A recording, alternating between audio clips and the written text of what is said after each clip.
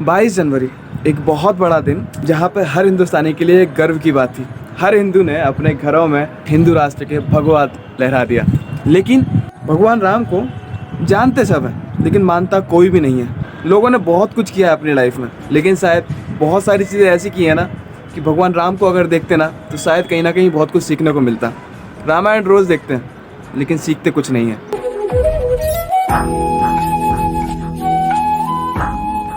Hello दोस्तों, स्वागत है आपका इंसेप्शन ब्लॉग में। और मैं आज आपको कुछ ऐसे पॉइंट्स बताने वाला हूं जिसकी वजह से आप भी शायद अपने आप में बहुत सारी चीज़ें सुधार करने की कोशिश करेंगे। और इस 22 जनवरी को जिस तरीके से आपने इस पर्व को मनाया है उस तरीके से बहुत कुछ चीज़ें अपने अंदर लागू करने की भी कोशिश करेंगे। नमस्कार, मेरा नाम है मिलिंद देव और आप देख रहे हैं इंसेप्शन ब्लॉग। और आज के दिन की ये वीडियो आपके लिए बहुत खास होने वाली है। मैं कुछ पॉइंट्स में आपको ये बताने वाला हूँ कि हम अपनी डेली लाइफ में कहाँ कहाँ किस तरीके से गलतियाँ करते हैं। जिस तरीके से असली दुनिया है उस तरीके को हम मानते ही नहीं हैं और अपने आप को एक डेविल के तौर पे दिखाते हैं। लेकिन सामने कैसे दिखाते हैं कि हाँ भाई हम तो बहुत अच्छे हैं, बहुत अच्छे हैं, लेकिन अंदर ही अंदर हम कितने डेविल हैं ये हम बहुत अच्छे से जानते हैं। कभी अपने मन के अंदर झांक कर देखना तो समझ में आएगा कि हम कितने गंदे हैं। हम ना अपनी लाइफ में बड़े जल्दी बदलाव ले आते हैं। नंबर फर्स्ट पॉइंट, भगवान राम ने कभी भी हार नहीं मानी, नेवर गिव अप किया उन्होंने। ऐसा क्यों कहा?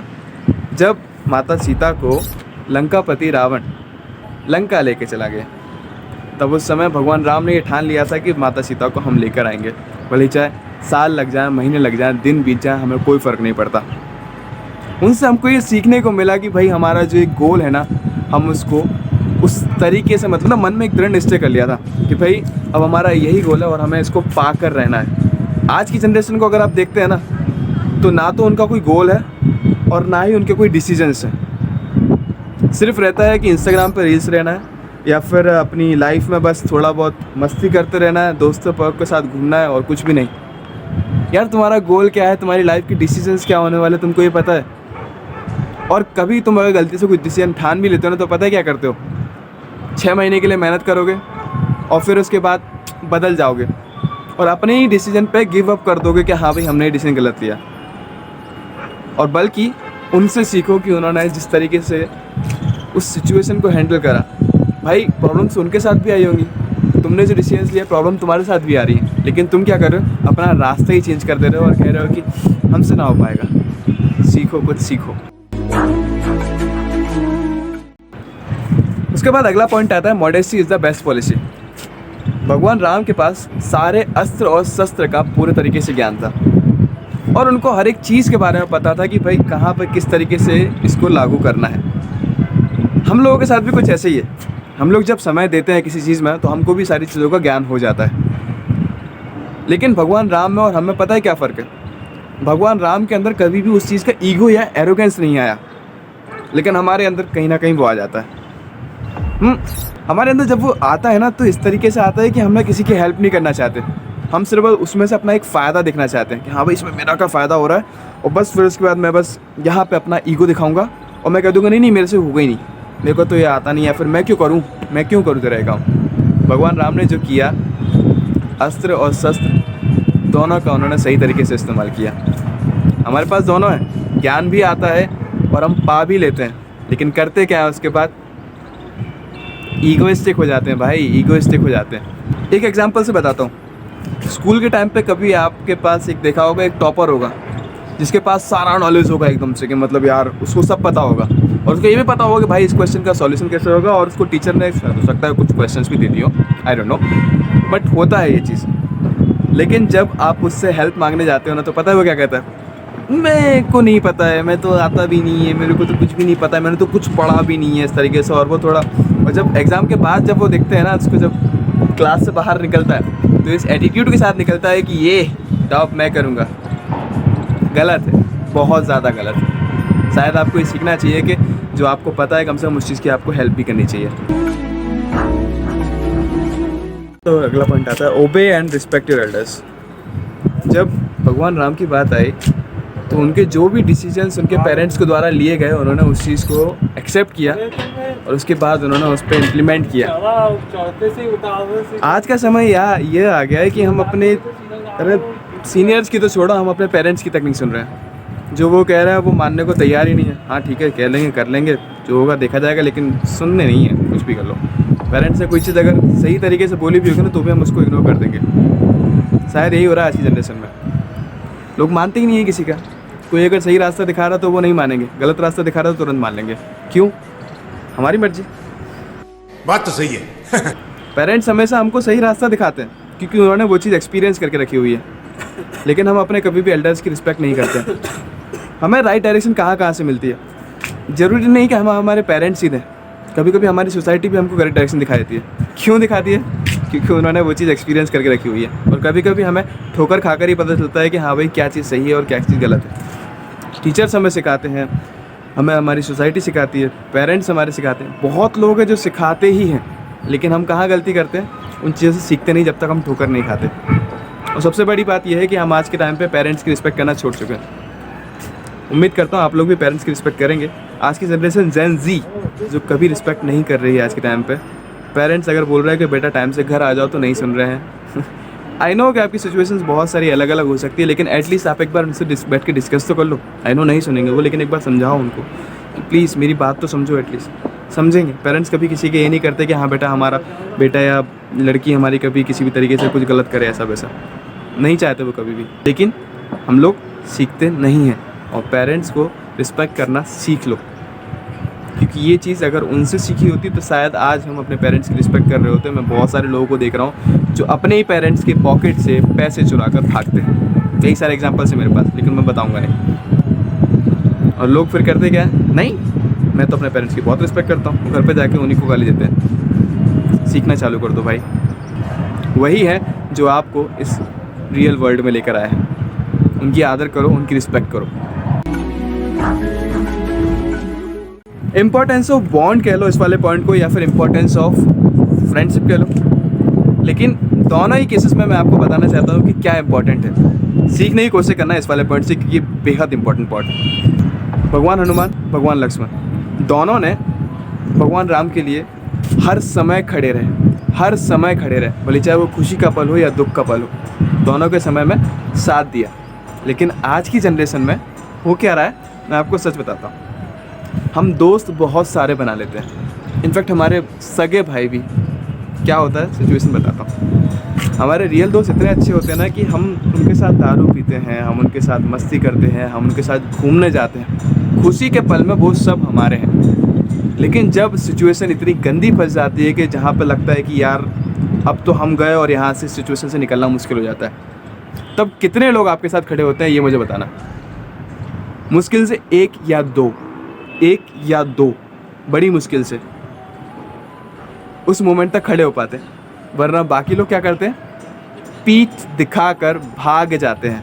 ऐसी सिचुएशन में आपके साथ कोई रुकना ही नहीं चाहता है, लेकिन वो लोग असली में आपके दोस्त होते हैं जो आपके साथ खड़े होते हैं। और ऐसे दोस्तों की कद्र करा करो।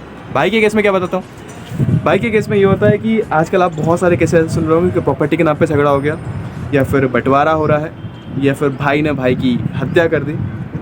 यार उनसे सीखो, उनका भाई उनके लिए उस मोमेंट तक खड़ा हुआ था। सीखने की चीज़ें बहुत सारी, ऐसे भाई मिलना मुश्किल है जो लोग भगवान लक्ष्मण के तौर पे दिखाए जाए। आज के समय में भाई भी एक दुश्मन का काम करता है, और शायद आपको ये चीज़ पहचाननी होगी। रियलिटी ये है कि आपको खुद पर भरोसा करना होगा, और साथ में लोगों को कुछ इस तरीके से बॉन्ड बनाना होगा। उन लोगों के साथ बॉन्ड बनाओ जो एक्चुअल में आपके साथ उस सिचुएशन में खड़े हों। उन लोगों के साथ नहीं कि हाँ भाई सिचुएशन आने पे पीठ दिखाकर भाग जाएं, या फिर वो लोग जो आपकी पीठ पे छुरा घोंप के आपको मार डालें। तो उम्मीद करता हूँ कि आप सही लोगों के साथ बॉन्ड बना रहे होंगे। इसको एक चीज़ और कह सकते हैं कि लॉयल्टी होना। लॉयल्टी आई नो रिलेशनशिप में भी एक लॉयल्टी मानी जाती है, लेकिन इस वाले केस में भी एक लॉयल्टी बहुत इंपॉर्टेंट होती है, जो आज के समय में देखने को नहीं मिलती है। ये वाला पॉइंट बहुत ही ज़्यादा खतरनाक है, मोनोगैमी बोलते हैं इसको। भगवान राम ने एक पर्सन से शादी की, माता सीता से। उसके अलावा उन्होंने किसी भी औरत की तरफ आंख उठाकर भी नहीं देखा। आज की जनरेशन में हम अगर शादी के बाद का केस भी देख लें या फिर शादी के पहले का केस भी देख लें, बहुत अलग है। आज के समय में हम एक लड़की के साथ 4 लड़कियां चलाना चाहते हैं, या फिर एक लड़की 4 बॉयफ्रेंड के साथ या एक बॉयफ्रेंड के साथ चलनी चाहती है। कहते क्या है इस टाइम को, time pass. We want to enjoy our life and you can't even involve in our decisions. क्यों भाई, ये क्या सही है? और इसकी वजह से कई जगहों पे ऐसा भी सिचुएशन बन जाता है, शायद आप लोगों ने सुना भी होगा, कि मर्डर्स हो जाते हैं। किसकी वजह से? लड़की की वजह से, कि एक बॉयफ्रेंड ने दूसरे बॉयफ्रेंड की हत्या कर दी। हम एक के साथ बंधे क्यों नहीं रह सकते? हम एक के साथ इतने लॉयल क्यों नहीं रह सकते? भगवान राम से वो चीज़ सीखने की ज़रूरत है कि वो कितने लॉयल थे माता सीता के लिए। नेक्स्ट पॉइंट की तरफ अगर मैं मूव करता हूँ तो भगवान राम के अंदर सबसे अच्छी बात थी, वो बहुत ही शांत किस्म के थे, डिसिप्लिन था उनके अंदर। आज के समय में हमारी जनरेशन तो बहुत अलग है। उनके पास पता है, उन्होंने इतने सारे मॉन्स्टर्स को हराया, इतने सारे लोगों के साथ उन्होंने, जब उनके साथ युद्ध हुआ तब उनको धूल चटा दी पूरी तरीके से, लेकिन कभी भी ना अपना आपा नहीं खोया उन्होंने, कभी भी नहीं। लेकिन हमारे साथ क्या होता है ना, कि हम ना अपने ही जब डिसीजंस ले लेते हैं तो इस तरीके से आपा खो जाते हैं, कुछ भी नहीं, डिसिप्लिन हमारे नाम पे है नहीं, कामनेस है नहीं हमारे अंदर। कोई हमको दो शब्द अगर गलत भी बोल देता ना तो हम इस तरीके से देखते हैं कि हमारा ईगो हर्ट हो गया और अब हम उसकी बैंड बजा देंगे पूरी तरीके से। अरे भाई, कोई अगर कुछ बोल रहा है तो उसमें कहीं ना कहीं हमारी भी तो गलती होगी, ये भी तो देखो। हम लोग अपना आपा खोने में कतई भी मतलब कसर नहीं छोड़ते हैं बिल्कुल भी। और कई लोग तो ऐसे होते हैं, अरे उसने हमें बोल कैसे दिया, उसकी हिम्मत कैसे हो गई। नहीं सीखे, हम कुछ नहीं सीखे उनसे। शायद हमारे अंदर अगर डिसिप्लिन होता, शायद हमारे अंदर अगर कामनेस आती। कैप्टन धोनी को देखो, एक सबसे अच्छे एग्जाम्पल है। कभी भी किसी भी सिचुएशन में आती है ना तो उस टाइम पे वो शांत रहते हैं और वहाँ से फिर वो गेम को बाहर निकालना उनको अच्छे से आता है, क्योंकि वो ये यूज़ करते हैं, ना कि ये। और हम क्या करते हैं, ये तो गया तेल लेने और यहीं से बहुत सारी गलतियाँ, मिस्टेक स्टार्ट हो जाती हैं। शायद हमें सोचना चाहिए इस जगह पे कि हम क्या कर रहे हैं, क्यों कर रहे हैं और हमारे साथ ऐसा हो क्यों रहा है। तो समझ में आएगा कि हम बहुत सारी गलतियाँ पहले ही कर चुके हैं। ये एक सबसे बड़ी गलती है जिसकी वजह से हमें खामियाजा बाद में भुगतना पड़ता है, जिसका लॉस हमें बहुत बड़ा देखने को मिलता है। अगर ये सभी पॉइंट्स में मेरे से कहीं भी गलती हुआ हो तो मुझे क्षमा करना, लेकिन मैं ट्राई कर रहा हूँ कि रियल वर्ल्ड को दिखाने की कि किस तरीके से ये रियल वर्ल्ड काम करता है। और आज का ये रियल वर्ल्ड इस तरीके से बहुत ही डेविल रूप में आ चुका है। वो कहते हैं ना एक तरीके से कि हम बहुत ही अच्छे युग में है, लेकिन ये हमारा एक कलयुग चल रहा है। लोग मानते ही नहीं हैं इस चीज़ को। रामलला पधार चुके हैं हमारे देश में, बहुत पहले से थे, शायद हम सभी जानते हैं, लेकिन मानता कोई भी नहीं है। रियल वर्ल्ड में होता क्या है, हम सभी धोखा करना चाहते हैं लोगों के साथ। हम कहीं ना कहीं उनको ऐसे गुमराह में रखना चाहते हैं जिसकी वजह से वो हमेशा धोखे में रहे और हम हमेशा फ़ायदे में रहें। क्यों? क्योंकि हमारे अंदर वो सेल्फिशनेस वाली फीलिंग जो है, हमको तो अपना काम निकलवाना, बाकी चीज़ें भाड़ में जाए, क्या लेना देना उनसे। अगर आप इस चीज़ को थोड़ा ठीक से सोचेंगे तो कहीं ना कहीं आपको समझ में आएगा कि लोगों के साथ अगर आप अच्छा करोगे तो आपके साथ बहुत अच्छा होगा। लेकिन अगर आपने लोगों के साथ गलत किया तो आज के समय में आप बहुत खुश हो सकते हैं, लेकिन आने वाले 10 साल, 5 साल, अगले दिन, किसी भी समय में आपके साथ इतना बुरा होगा ना कि वो सब का बदला लिया जाएगा और +10 इंटू कर लो या फिर 1000 मल्टीप्लाई कर लो, डिपेंड करता है सिचुएशन पर।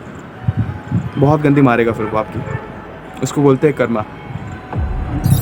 जहाँ कर्म खराब, आप सब कुछ खराब। कर्म अच्छे तो आप सबसे अच्छे इंसान हो। शायद ये चीज़ आपको सीखनी होगी, अदरवाइज़ आप एक अच्छे पर्सन है ही नहीं। हो सकता है मैंने भी कुछ गलतियाँ की हों तो शायद मैं भी हो सकता है एक अच्छा पर्सन ना हूँ, लेकिन मैं कोशिश करता हूँ हर दिन कुछ ना कुछ अच्छा ही छोड़ने की। ठीक है, लॉयल्टी दिखाओ यार अपने साथ, एक बॉन्डिंग इतने तरीके से अच्छे रखो कि कम से कम एक दिल के साफ पर्सन बनो, दिल में किसी के साथ बैर नहीं।